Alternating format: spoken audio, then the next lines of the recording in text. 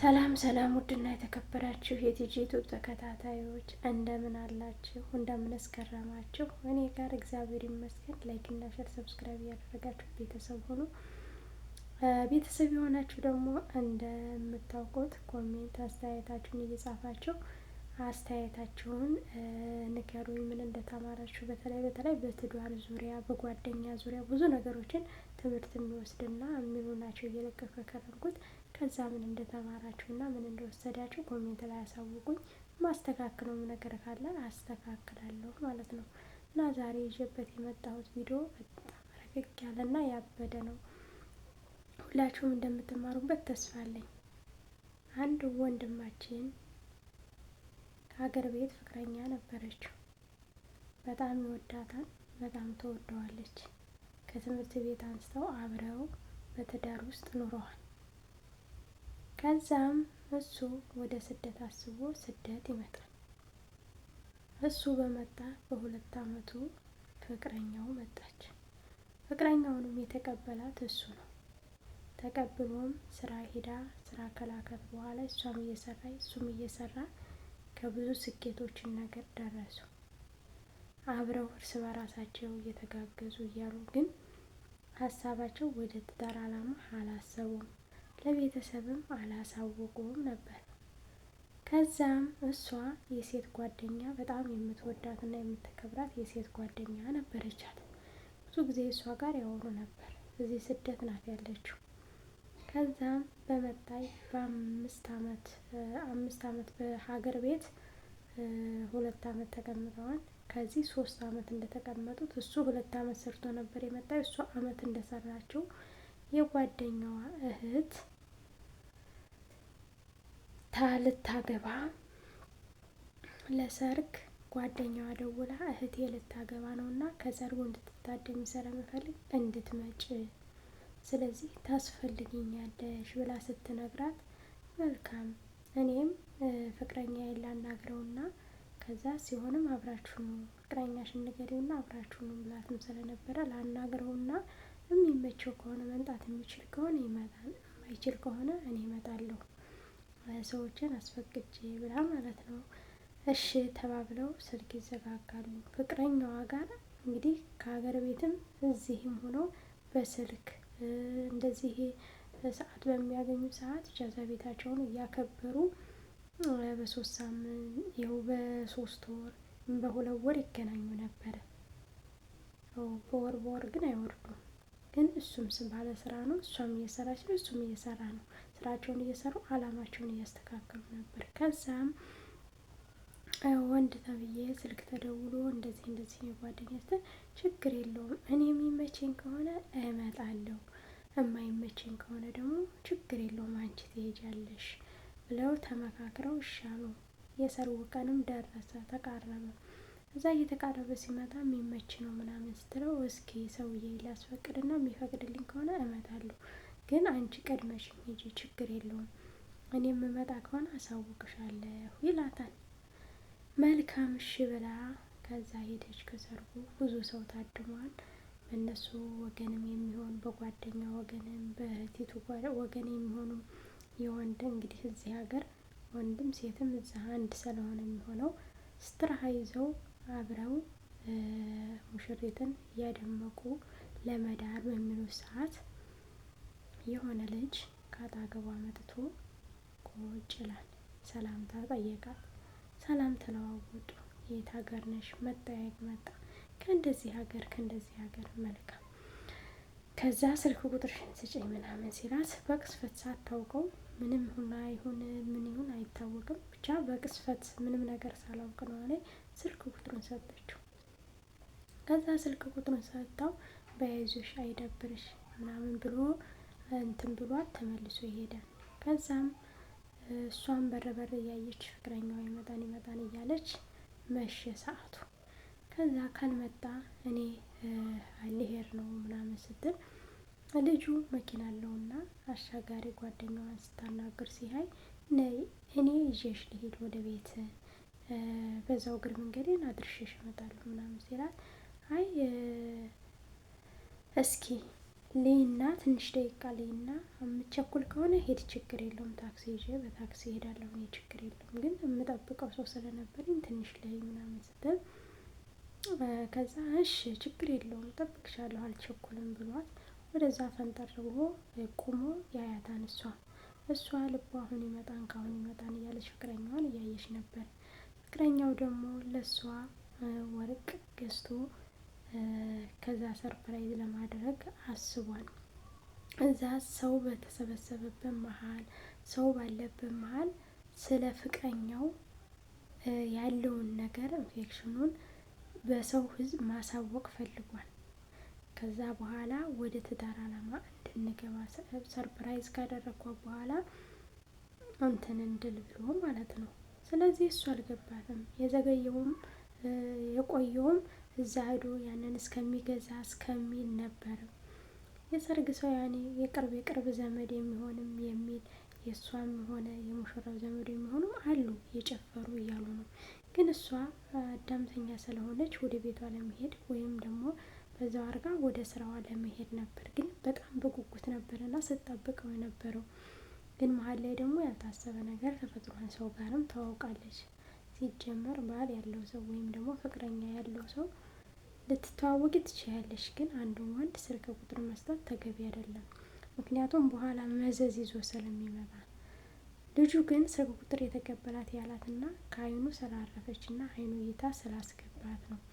ቀረብ ብሎ ሊያናገራትም የፈለገው ውሎዋን እንዴት ሲሆን እንደነበረ ምናምን እያያት ስለነበረ እና ቀረብ ብዬ ባወራትስ በሚል ነው የቀረባትና ከዛ ወደዛ ፈንጠር ብሎ ይጠብቃት ነበረ።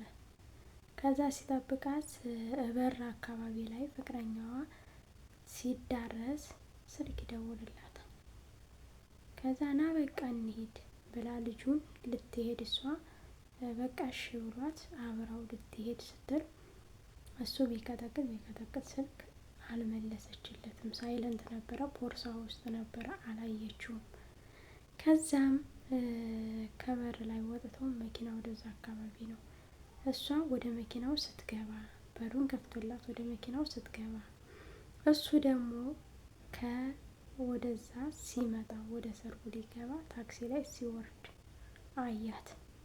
ሲያት እንዴ ምንድን ነው ምናምን ብሎ እንትን አላለምና እንዴ የት እየሄደች ነው ምናምን ብሎ ከሰርጉ ሊገባ ፈልጎ የነበረ አይ ልከተላት፣ እሷ የምትሄድበት ወይም ወደ ቤቷ እየተመለሰች ከሆነ ልከተላት እና እዛ ለብሳታለሁ ብሎ እሱ እንዳሰበው አልሆነለትም እና ይከታተላታል። ልጁ መኪና ውስጥ መጠጦች ምናምን ነበሩትና እንጂ አንድ ብትተች እኮ ምንም አይልሽም፣ ያነቃሻል፣ እንቅልፍም ከመጣሽ እንቅልፍሽን እንትን ይልሻል ሲላት አይ እኔ እኮ አልጠጣም ብዙም አልጠጣም እኔ መጠጥ ምናምን ስትለው አይ ጠጪ ምንም አያረግሽም፣ ወደ ቤት አይደለም የምትሄጂው፣ ሄደሽ ደግሞ መተኛት ነው ምን ትሰሪያለሽ ምናምን ሲላት መልካም እሺ ብላ አንድ ወሰደች። ከዛ ስትል እየጣማት ሲመጣ ጨምርልኝ አለችው። እየጠጣሽ እየመጣች 5 ጠጣች። 5 ጠጥታ ያው ሰከረች ማለት ነው። ስለዚህ አቅሟን ስለማታውቅና ስለማትል ልጁ ቀጥታ ወደ እሱ ቤት ይዟት ይሄዳል። ቀጥታ ወደ እሱ ቤት ይዟት ከሄደ በኋላ ከሱ ቤት ከደረሱ እና ካሉ በኋላ ያን ልጅ ምን አደረገ? ከዛም ምን አደረገ? ቀጥታ ወደ ቤቱ ነው ይዟት ሄደው። ከቤቱ ይዞ ሄዶ ገብተው እኔ በቃ ደስተኛ ነኝ በቃ ምናምን የሆነ በቃ አለ እሱ ስሜት እንዳላት አርጋ ምናምን ያሳየው። በዛ ሰዓት እሱ ፍቅረኛ አይኖራት አያውቅም ነበር። ከዛም አብረው አደሩ። ጠዋት ስትነሳ ልጁ ተከትሎ እዛ በር ላይ ፍቅረኛዋ ስላያት ይችልስ የት እየገባኝ ነው ማን ነው አብሯት ያለው እያለ በጣም እንትን ብሏል። ከዛው መኪናውን ሂድ ብሎ ባለ ታክሲው እዛ በረንዳ ላይ ቁጭ ብሎ አደረ። ፍቅረኛዋ ማለት ነው። ስልክም እየደወለላት ምክንያቱም እያነሳችለት አይደለም። ለምን? ምክንያቱም ትንብዝ ብላ ስለሰከረች እና ስላለች። ከዛም ልጁ እዛ ተቀምጦ አደረ። ጠዋት ስትነሳ ያለችው ሌላ ቦታ ናት። እንደዚህ ስትል ከሰው ቤት ከወንድ ጋር በጣም ደነገጠች፣ በጣም ተበሳጨች ምናምን። እንዴት እንደዚህ አይነት ነገር ታደርጋለህ ምናምን። ፍላጎት ነበረሽ፣ እኔ ፍላጎት ያለሽ መሰለሽ፣ ፍላጎትሽን የፈጸምኩልሽ አላት። ምክንያቱም ስለሚፈልጋትም ስለሚላት። ከዛ ህይወቴን አበላሸው። በቃ የሆነ በቃ በቅስፈት የሆነ ነገር እንደሚፈጥ ልክ እንደዛ ሆና በቃ በጣም እያለቀሰች እና የተበሳጨች ስትወጣ ፍቅረኛዋ በረንዳ ላይ ቁጭ ብሏል። አስቡት እንግዲህ። ከዛ እያለቀሰች ሳይ ነው ምን ሆነሽ ነው ነይ ምናምን ብሎ ይዞ አኬዳ አልፏል። እዚህ ምን ታደርጋለህ? እንዴት መጣህ ከዚህ? በቃ ጥያቄ ብዙ ነገሮች። ነይ እንሄድና ወደ ቤት እናወራበታለን። ከዛ ከቤት ይዞ ሄዶ ቀጥታ ጠየቃት። ልጁ ማን ነው አላት። የጓደኛዬ ወንድም ነው። ስለዚህ አደራ ከቤት በሰላም አስገባት፣ አንተ ስትቀር ጊዜ አስገባት ብለው ነው የሄድኩት። እና ለምንድን ነው እንደዛ እንትን ብለሽ ነበር? እየተወደረደርሽ ነበር? አሞሽ ነበር እንዴ ምናምን። ምክንያቱም ሲያስገባት እያየ ነበራ። ስለዚህ እና ልጅሽ አልወጣ፣ እሱ ለምን አልወጣም? አንቺን ለማድረስ ከሆነ ለምን ከቤትሽ አላደረሰሽም? ቤቱን አያውቀውም። እኔም ራሴን አሞኝ ስለነበረ ጩኸቱ ምኑ ስለነበረ ለዛ ነው ቤት ያላደረሰኝ ብላ ተናገረችው። መልካም ብሎ እሺ ብሎ ዝም አለ። ግን እንደዛ ሆኖ አላመናትም። ምክንያቱም አሳማኝ ነገር ስላልሆነ፣ ብዙ ነገሮችን ባይኑ ስላየ አሳማኝ ነገር ስላልሆነለት አላመናትም ነበር። ከዛም በቀጥታ ከሙሽሪት በቃ ዛሬ መሄድ አለብን፣ ከሙሽሪት ደህና እንኳን ደስ አለሽ ማለት ያስፈልጋል። ስለዚህ እኔም የገዛሁትን እቃ ይዤላት ልሂድ፣ ለሷ የገዛሁት አለኝ ምናምን ሲላት እሺ መልካም ምናምን ብላ ወርቁን እዛው ከቤት አኑሮት ሄደ። አብረው ሄዱ ከልጅቱ ጋር ሄደው ምናምን ወደዛ ፈቀቅ አድርጎ የሙሽራይቱን እህት ለፍቅረኛው ጓደኛውን ማለት ነው። ከዛ ትላንትና ፍቅረኛዬን እኮ ልመጣ ሰርፕራይዝ ላደርጋት ፈልጌ ግን አላገኘኋትም። የት አድረሽ ነው? ከቤትም አልመጣሽ የት አድረሽ ነው ስላትኝ የሆነ ሰው ይዞኝ ሄዶ ብላለች። አይተሽዋል ልጁ ምናምን ሲላትኝ ከአይን ያላየሁትም፣ ምናልባት እዚሁ ሰርገኛ እግር መንገዱን ላድርስሽ ብሏት ይሆናል ምናምን ስትለው ወንድም አለሽ ምናምን ሲላት አይ ወንድም የለኝም ምናምን አለችው። ከዚህ ከሰርጉ የመጣ ወንድም የላችሁም? አይ የአክስቴ አጎት ሊኖሩ ይችላሉ፣ ግን እንደዚህ መኪና ምናምን ያላቸው አይደሉም። ጉድ! እኔ ባይ በጆሮ ደንቆሮ ነው ይባል የለ በዛው ሰማ ማለት ነው። ከዛ ሲወጣ ልጁ ልጅቱን ስለሚፈልጋት አብሮም ስለማደረ ፍቅረኛ ያላት ምሳሌ አልመሰለው መጣ። ከዛ ከሰርግ ምንም አላጣትም ብሎ መጣ። ሲመጣ ወደዛ ማዶ ቁጭ ብላ አገኛት። እሷ ያኔ አይኗ ይዋርቃል፣ በጣም ፈርታለች፣ ውስጧ ይነበባል።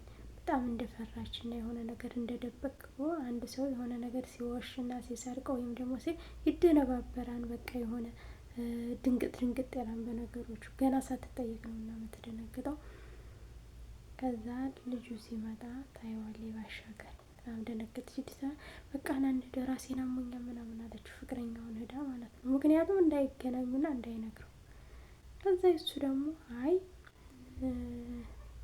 ወርቁን ጥሎት መጥቷል፣ ግን ከኪሱ ያደረገው ስለመሰለው ሰርፕራይዝ አለሽ ላንቺና፣ ስለዚህ ሰርፕራይዝ ላረግሽ ስለሆነ እሱ ቅዱ ያንን አጣርቼ ሰርፕራይዙን አለብሳለሁ በሚል ነው። እና ከዛ እንደዛ አይነት ነገሮች እየነገራት እያለ ልጁ ወደ እነሱ ይመጣል።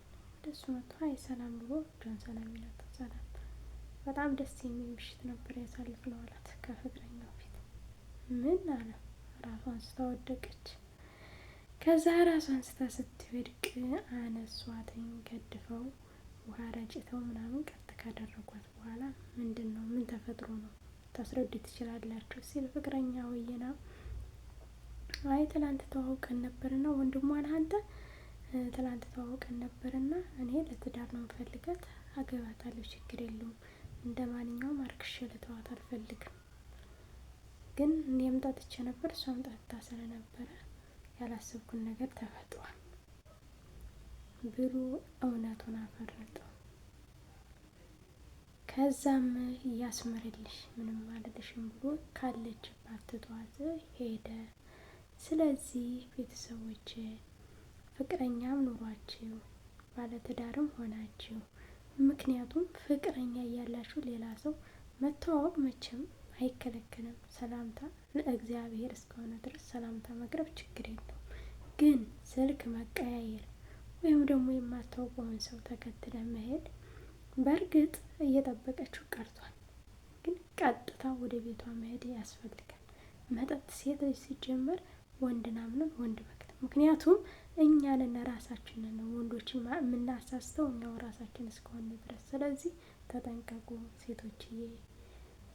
ወንዶችም ደግሞ እንደዚህ አይነት ነገሮች ገና ትናንትና ያየሃትን ሴት እንደዛ ማድረግ ምን እንዳላት ምን አይነት ህይወት እንዳላት ሳታውቅ በመጠጥ አስክረ እንደዚህ ማድረግ ተገቢ አይደለም። ስለዚህ ወንዶችም ሴቶችም ተጠንቀቁ።